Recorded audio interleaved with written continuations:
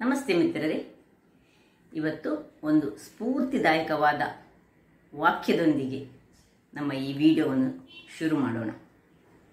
ನಮ್ಮ ಜೀವನದಲ್ಲಿ ಬೆಳವಣಿಗೆ ಒಳ್ಳೆಯದೇ, ಆದರೆ ಈ ಬೆಳವಣಿಗೆಯ ಒಟ್ಟಿಗೆ ನಮ್ಮ ಒಳ್ಳೆಯತನ ಹಾಗೂ ಮುಗ್ಧತೆಯನ್ನು ಎಂದೂ ಕಳೆದುಕೊಳ್ಳಬಾರದು ಎಂದು ಹೇಳುತ್ತಾ, ಇವತ್ತು ನಾನು ಕರಾವಳಿ ಶೈಲಿಯ ಯಾವುದೇ ಒಂದು ಅಡಿಗೆಯನ್ನು ಮಾಡ್ತಿಲ್ಲ.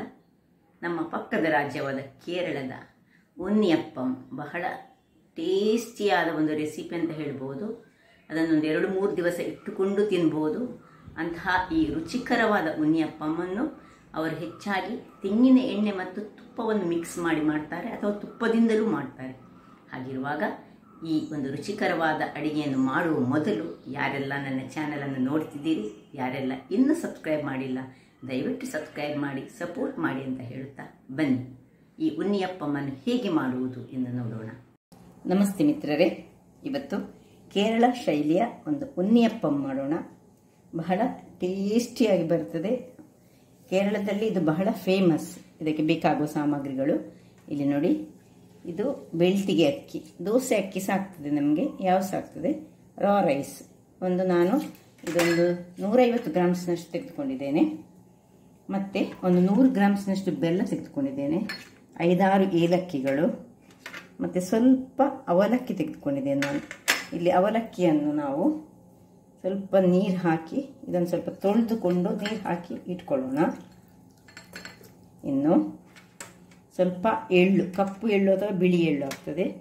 ಮತ್ತು ಕೊಬ್ಬರಿ ಒಂದು ತುಂಡು ಬೇಕು. ಇದರಲ್ಲಿ ಅರ್ಧ ಸಾಕು, ಅರ್ಧ ಭಾಗದಷ್ಟು.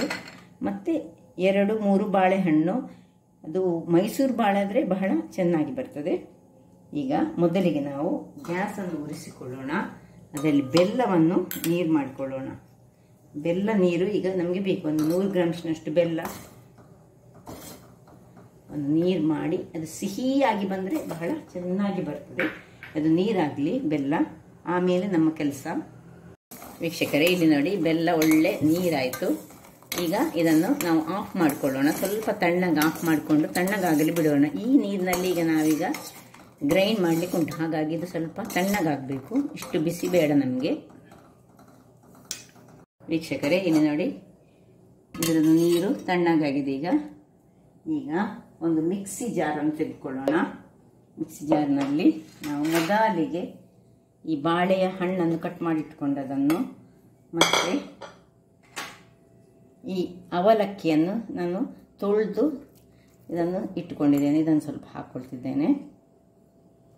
ಬೆಲ್ಲದ ನೀರನ್ನು ಸ್ವಲ್ಪ ಹಾಕ್ಕೊಳ್ತಿದ್ದೇನೆ. ಮೊದಲಿಗೆ ಸ್ವಲ್ಪ ಬೆಲ್ಲದ ನೀರನ್ನು ಹಾಕಿ ಇದನ್ನು ಒಮ್ಮೆ ತುರಿಯಿಗೆ ಸ್ವಲ್ಪ ಗ್ರೈಂಡ್ ಮಾಡಿ ತರ್ತೇನೆ. ವೀಕ್ಷಕರೇ, ಇಲ್ಲಿ ನೋಡಿ, ಇದು ಇಷ್ಟು ಗ್ರೈಂಡ್ ಆಗುವಾಗ, ಇನ್ನು ಇದು ಪೂರ್ತಿ ಗ್ರೈಂಡ್ ಆಗಲಿಲ್ಲ. ಈಗ ಈ ಒಂದು ಅಕ್ಕಿಯನ್ನು ಎಲ್ಲ ನೀರನ್ನು ಬಸಿದುಕೊಂಡು ನಾವು ಇದಕ್ಕೆ ಹಾಕೊಳ್ಳೋಣ.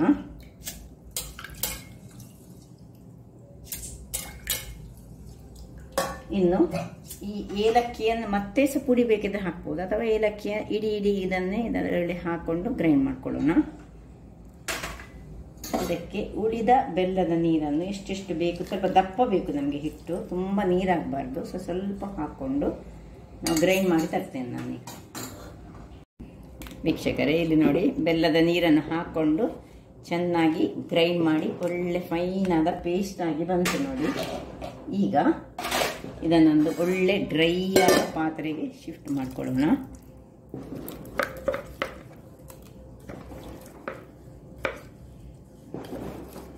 ಬೇಕಿದ್ದರೆ ನಿಮಗೆ ಇದು ಸ್ವಲ್ಪ ದಪ್ಪ ಅಂತ ಇದ್ದರೆ ಇದಕ್ಕೆ ಈ ಬೆಲ್ಲದ ನೀರು ಉಳಿದಿದ್ರೆ ಬೆಲ್ಲದ ನೀರನ್ನೇ ಇದಕ್ಕೆ ಮಿಕ್ಸ್ ಮಾಡ್ಕೊಂಡು ಹಾಕ್ಕೊಳ್ಬೋದು. ನಾನು ಸ್ವಲ್ಪ ಬೆಲ್ಲದ ನೀರು ಉಳಿದಿದೆ, ಇದನ್ನು ನಾನು ಇದಕ್ಕೆ ಹಾಕ್ಕೊಳ್ತೇನೆ.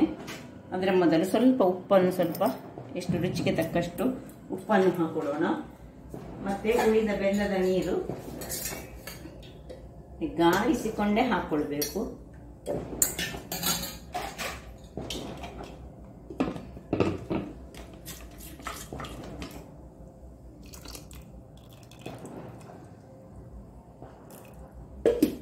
ಹಾಕ್ಕೊಂಡು ಚೆನ್ನಾಗಿ ಇದನ್ನು ನೋಡಿ, ಹೀಗೆ ನಾಳೆ ಆಗುವಾಗ ಇದು ಪುನಃ ಸ್ವಲ್ಪ ದಪ್ಪ ಆಗ್ತದೆ. ಅಂದರೆ ಇದಕ್ಕೆ ಸಾಧಾರಣ ಫರ್ಮೆಂಟೇಷನ್ ಟೈಮು ಒಂದು ಕಮ್ಮಿ ಹೇಳಿದರೆ 4 ರಿಂದ 6 ಗಂಟೆಗಳ ಕಾಲ ಇದು ಬೇಕು. ಸೊ ಇನ್ನು ನಾನೀಗ ರಾತ್ರಿ ಮಾಡಿಟ್ಟಿದ್ದೇನೆ. ನಾಳೆ ಬೆಳಿಗ್ಗೆ ಹೇಗೆ ಆಗ್ತದೆ ನೋಡುವ. ಹೀಗೆ ಸ್ವಲ್ಪ ಚೆನ್ನಾಗಿ ಇದನ್ನು ಕಲಡಿಸಿಕೊಂಡು, ಹೇಗೆ ದೋಸೆ ಹಿಟ್ಟನ್ನು ನಾವು ಕಲಡಿಸಿಕೊಳ್ತೇವೆ ನೋಡಿ, ಹಾಗೆ ಕಲಡಿಸಿ ಇದನ್ನು ಮುಚ್ಚಿಟ್ಟು ಒಂದು ಬಟ್ಟೆಯನ್ನು ಸುತ್ತಿಕೊಂಡು ನಾವು ಇದನ್ನು ಸ್ವಲ್ಪ ಫರ್ಮೆಂಟ್ ಆಗಲಿಕ್ಕೆ ಬಿಡೋಣ. ಕಡಿಮೆ ಹೇಳಿದರೆ 4 ರಿಂದ 5 ಗಂಟೆಗಳ ಕಾಲ ಆದರೂ ಇದು ಫರ್ಮೆಂಟ್ ಆಗಬೇಕು.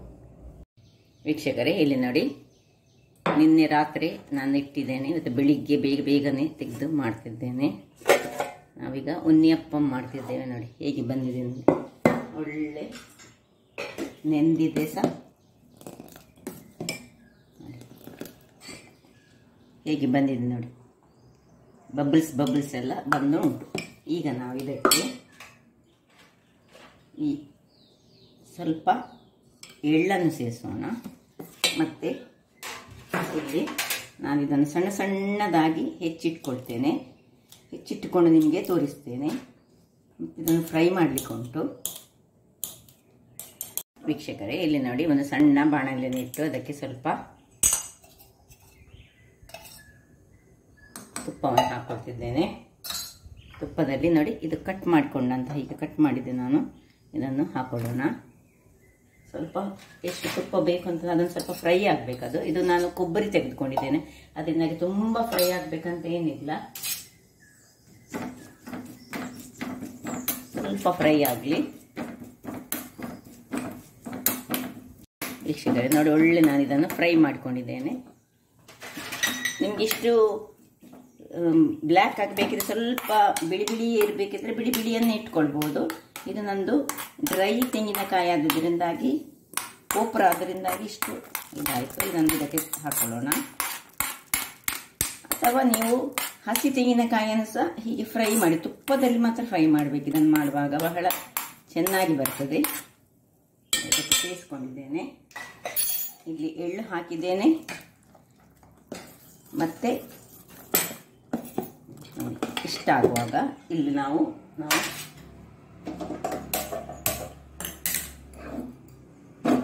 ಕಾವಲಿಯನ್ನು ಬಿಸಿ ಆಗಲಿಕ್ಕೆ ಇಟ್ಕೊಳ್ಳೋಣ. ವೀಕ್ಷಕರೇ, ಇಲ್ಲಿ ನೋಡಿ, ಇದು ಸ್ವಲ್ಪ ಬಿಸಿ ಆಗುವಾಗ ನೋಡಿ, ಸ್ವಲ್ಪ ತುಪ್ಪವನ್ನು ಸುರಿಗೆ ಒಂದೊಂದೇ ಇದಕ್ಕೆ ಹಾಕೊಳ್ತಿದ್ದೇನೆ. ತುಪ್ಪ ಮತ್ತು ಎಣ್ಣೆಯನ್ನು ಸೇರಿಸಿ ನಾನೀಗ ಮಾಡ್ತಿದ್ದೇನೆ. ನೀವು ಖಾಲಿ ಎಣ್ಣೆಯಲ್ಲಿ ಸಹ ಮಾಡ್ಬೋದು, ಅಥವಾ ಖಾಲಿ ತುಪ್ಪದಲ್ಲಿಯೇ ಮಾಡ್ಬೋದು. ತುಪ್ಪ ಫುಲ್ಲು ಹಾಕಿ ಮಾಡಿದರೆ ಬಹಳ ಚೆನ್ನಾಗಿ ಬರ್ತದೆ ಇದು ಉನ್ನಿಯಪ್ಪಂ. ಅವರೆಲ್ಲ ಹಾಗೆ ನೋಡಿ, ಇದರಲ್ಲಿ ಫುಲ್ಲು ಎಣ್ಣೆ ಹಾಕೊಳ್ಳೋದವರು.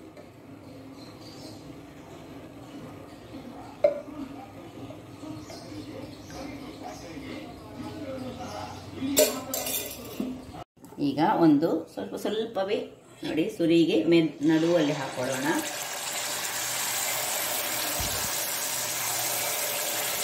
ಇದು ಬಾಳೆಹಣ್ಣು ಹಾಕಿದ್ರಿಂದ ಹೇಗೆ ಬರ್ತದೆ ನೋಡಿ. ಮತ್ತೆ ಸ್ವಲ್ಪ ನಾವು ಅವಲಕ್ಕಿ ಅಂತ ಹಾಕೊಂಡಿದ್ದೇವೆ.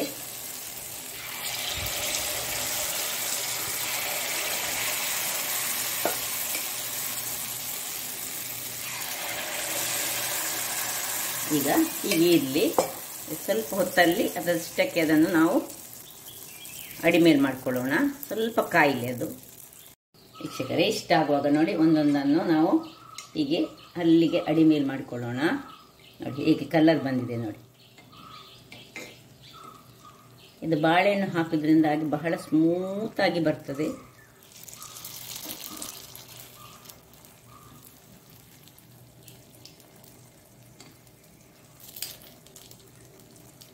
ಕೆಲವರ ಹತ್ರ ಇದನ್ನು ತಿರುಗಿಸುವಂಥ ಒಂದು ಇನ್ಸ್ಟ್ರೂಮೆಂಟ್ ಇರ್ತದೆ, ಹೀಗೆ ಸಿಕ್ಕಿಸಿ ಒಂದು ಹಾಕುವಂಥದ್ದು, ಕೋಲಿನ ಟೈಪಿನಲ್ಲಿ. ನೋಡಿ ಎಷ್ಟು ಸ್ಮೂತ್ ನೋಡಿ, ಹೀಗೆ ಮುಟ್ಟುವಾಗಲೇ ನಮಗೆ ಗೊತ್ತಾಗ್ತದೆ ಎಷ್ಟು ಸ್ಮೂತ್ ಉಂಟ. ಹಾಗೆ ಕಾಯಿಲೆ, ಅಡಿಸ ಕಾಯಲಿಕ್ಕೆ ಸ್ವಲ್ಪ ಟೈಮ್ ತೆಗೆದುಕೊಳ್ತದೆ ಇದು ಸ್ವಲ್ಪ. ಓಕೆ ವೀಕ್ಷಕರೇ, ನೋಡಿ ಇದು ಆಯಿತು ನೋಡಿ. ಇದನ್ನು ಟರ್ನ್ ಮಾಡುವಾಗ ಗೊತ್ತಾಗ್ತದೆ. ಈಗ ಸ್ವಲ್ಪ ಇದನ್ನು ಹೀಗೆ ಎಣ್ಣೆಯನ್ನು ಹೀಗೆ ಮಾಡಿಕೊಂಡು ನೋಡಿ, ನೆಕ್ಸ್ಟಿಗೆ ಸಹ ಎಣ್ಣೆ ಹಾಕ್ಕೊಳ್ಳಿಕ್ಕಿಲ್ಲ, ನೆಕ್ಸ್ಟ್ ಹಾಕುವಾಗ ಸಹ ಹೀಗೆ ಇದನ್ನು ತೆಗೆದುಕೊಳ್ಳೋದು.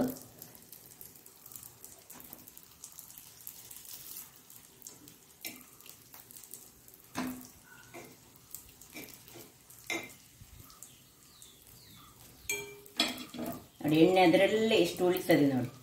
ಅದನ್ನು ಮಾತ್ರ ಹೀಗೆ ಒತ್ತಿಕೊಂಡು ಒಂದು ಟಿಶ್ಯೂ ಪೇಪರ್ನಲ್ಲಿ ಹಾಕ್ಕೊಂಡ್ರೆ ಚೆನ್ನಾಗಿ ಬರ್ತದೆ. ನೆಕ್ಸ್ಟ್ ಹಾಕುವಾಗ ಸಹ ಎಣ್ಣೆ ಹಾಕ್ಕೊಳ್ಬೇಕಂತಿಲ್ಲ, ಅದೇ ಎಣ್ಣೆಯಲ್ಲಿ ನಾವು ಮಾಡಿಕೊಳ್ಳೋದು.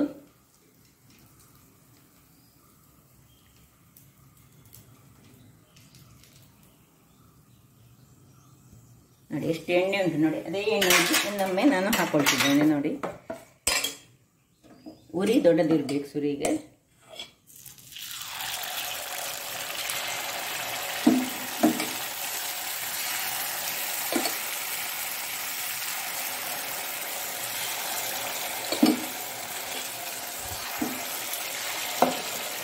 ಇನ್ನು ಬೇಕಿದ್ರೆ ನಿಮಗೆ ಮುಚ್ಚಳವನ್ನು ಸಹ ಮುಚ್ಚಿಕೊಳ್ಬೋದು ಸ್ವಲ್ಪ ಹೊತ್ತು. ಸ್ವಲ್ಪ ಬೇಗ ಬೇಕಿದ್ರೆ, ಬೇಗ ಮಾಡಬೇಕಾದ್ರೆ ಹಾಗೆ ಇರಲಿ. ವೀಕ್ಷಕರೇ, ಇಲ್ಲಿ ನೋಡಿ 3ನೇ ಬಾರಿದು ಸಹ ಆಯ್ತಿದ್ದು. 2ನೇ ದಿವಸ ತೆಗೆದೆ, 3ನೇ ದಿವಸ ತೆಗೆದೆ. ಎಲ್ಲವನ್ನು ಸಹ ಹೀಗೆ ಅಣಿಮೇಲೆ ಮಾಡಿಕೊಳ್ಳುವಾಗ ನೋಡಿ, ಹೀಗೆ ಹೀಗೆ ಮಾಡಿಕೊಂಡ್ರೆ ಚೆನ್ನಾಗಿ ಬರ್ತದೆ.